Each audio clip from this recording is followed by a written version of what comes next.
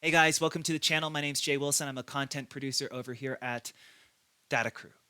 I am really excited to share with you guys this video about automated tagging. And actually, you know what? It comes on the heels of a presentation that was delivered over at Domopalooza, which occurred last week, Domopalooza 2023. I believe this gentleman's name is John Lee. But anyway, he is one of the presenters or content creators over at Dashboard Dudes. They are a Domo consultancy. And they presented at Domopalooza about how you can improve your Domo implementation or have a little bit more sanity in your Domo implementation by really leveraging tagging and establishing good naming conventions for your Domo instance. Now, for those of you who've had Domo for any length of time, you know it's virtually impossible to get people to commit to a naming convention. And even worse is it's incredibly difficult to stay on top of the tagging. And I thought to myself, okay, would it be possible to get people, could I automate tagging if people would follow a naming convention? And I would argue, yeah, maybe. So I kind of put together a little proof of concept. I have here a data set that is following a naming convention of sorts. So you can see here the data provider type is API, which is also reflected in the metadata. The project phase is phase 2. This is theoretically the second ETL in a string of a data pipeline. It's related to the sales project. And then the data type is a dashboard data set.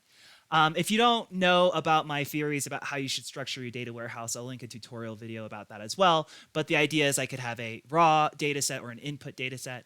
I could have a data warehouse data set, which would be like a fact or a dimension table. And then I'd have that dashboard data set that my cards are actually built against. And all of that is captured in these tags, which were generated automatically. You'll notice everything ends with an asterisk, and that's so that I can identify all of the things that, well, are system generated.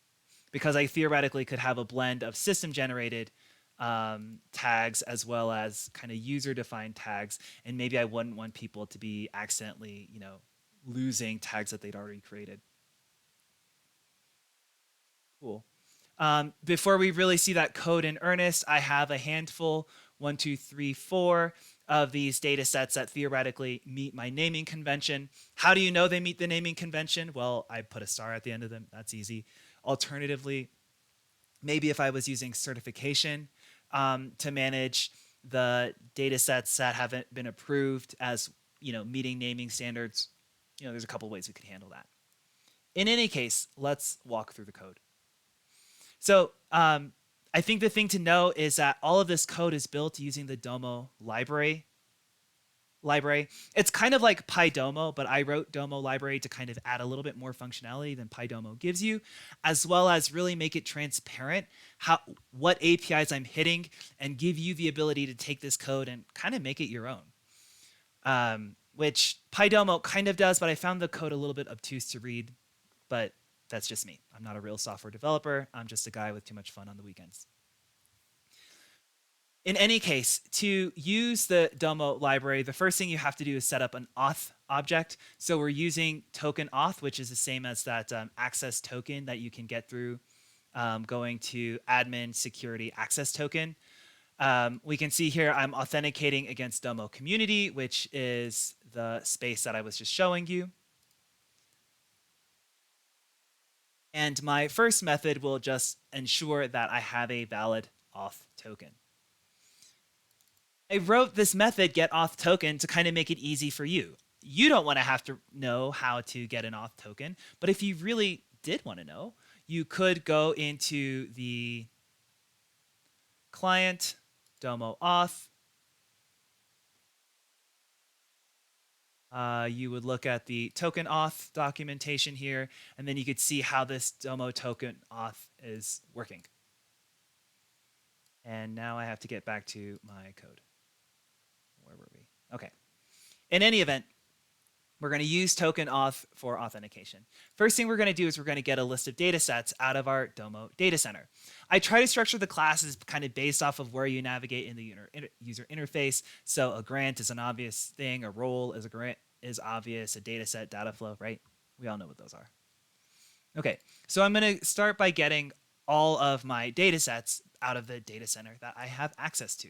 Now I'm only printing the first 5, but if we take a look, we can see, okay, what comes back from a Domo data set?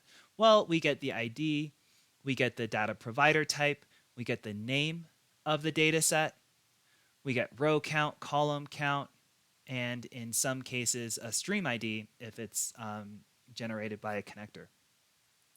Okay.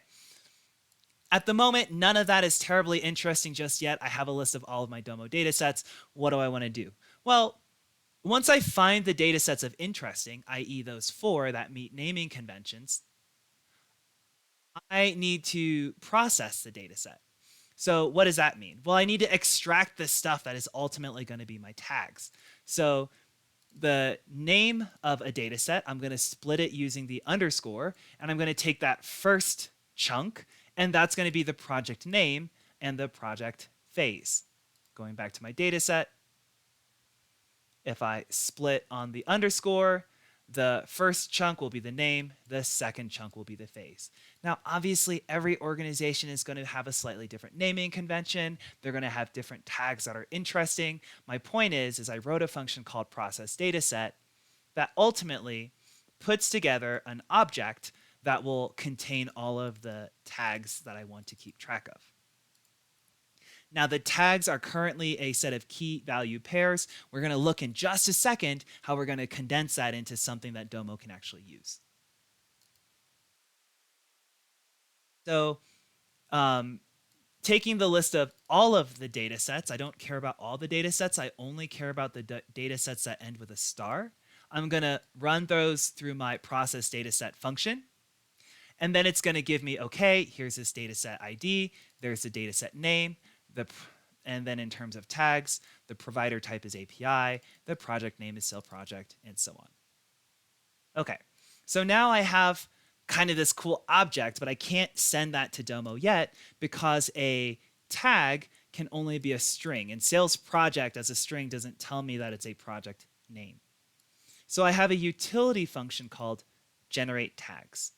And what generate tags will do is it's going to collapse everything from that key value pair into a key, colon, value, and then pop that asterisk at the end of it. What does that look like in earnest? So here is my final list of tags. There's the key, provider type, colon, value, and an asterisk at the end of it. And again, this tag list is what we're seeing here. Cool. At this point in time, all we've done is text manipulation, right? We haven't really updated the Domo dataset just yet. And so I need one last function, which we'll call processDatasetTags, that will say, hey, give me a dataset ID. What do you want the tags list to be? And how do you want to authenticate? We looked at authentication a little bit earlier in the tutorial. So what are we doing? We're saying, okay, get me the data set that has this ID. Use that authentication. Pretty straightforward. First thing we have to do is remove our old tags. Take any tag that ends with a star, and we're going to run the function or method domodataset.tags remove this list of tags, that ends with a star. We want to remove the old tags because I don't want to add the same tag twice, but Domo doesn't actually, like in their tagging infrastructure, they don't have a way of saying, oh, this is the old tag and this is the new tag. And so we're just identifying all system generated tags with a star. Piece of cake, stay with me. Right? So we ran that remove old tags, and now we're just going to add the new tags. The new tags were this list of tags here. And that's super easy. Domodataset.tags.add add tags list. Couldn't be much easier. I think that, I mean, really, that was the whole reason I wrote this Domo library, was to say, hey, there's a lot of stuff that you don't want to have to keep track of. Like, what's the difference between a user-defined tag and assistant tag? How do I append a tag versus upsert a tag, right? We don't want to have to think about this stuff. So I, wrote a library that will do a lot of this logic for you. And then I'm working on adding code samples to, give you an idea of how it could be implemented. Oh, and last thing here, asyncio.gather. If you're not familiar with this asyncio, that allows you to run all of your code in parallel. So I could process 100 or 1,000 data sets at the same time, and it would probably take about 2 seconds for this whole thing to run. In our case, we're only doing 4, but parallelization is a great thing. Cool. So that's the tutorial. Under code samples, I have a couple more code samples that you can take a look at. How you can extract SQL from a data flow, because somebody was looking at that in the dojo a while ago. And then a tutorial on how to generate your features list based off of the Bootstrap API. If you have any questions, feel free to reach out to me in Slack. My name's Jay Wilson. Happy to make content like this for you. Now, before you guys go, I did want to share with you the inspiration behind this project. This video was actually sponsored by the guys over at Crystal Ballers. If you don't know their name, they are an excellent, top-notch consultancy, and frankly, they are the guys that I talk to when I have questions about how to get stuff done. I was mentioning to John that, hey, I'm trying to put some documentation together on this library I'm building, and he definitely recommended that I use NBS, which is powering this whole experience that you guys are looking through here, from the automatically generated documentation to being able to write your code in line and look at that code as it syncs back up with GitHub. Right, this whole workflow was a product of a conversation that I had with the guys at Crystal Ballers, and I just love their work because not only are they phenomenal at Domo, but they literally hire the best. They hire pretty much exclusively ex-Domo employees, and they have this depth of knowledge in all sorts of other platforms too, whether it's Snowflake, Azure, or other things. So if you're looking for any consulting work, go reach out to the guys over at Crystal Ballers. Let them know that Jay Wilson sent you. Have fun, good luck, and I'll catch you in the next video.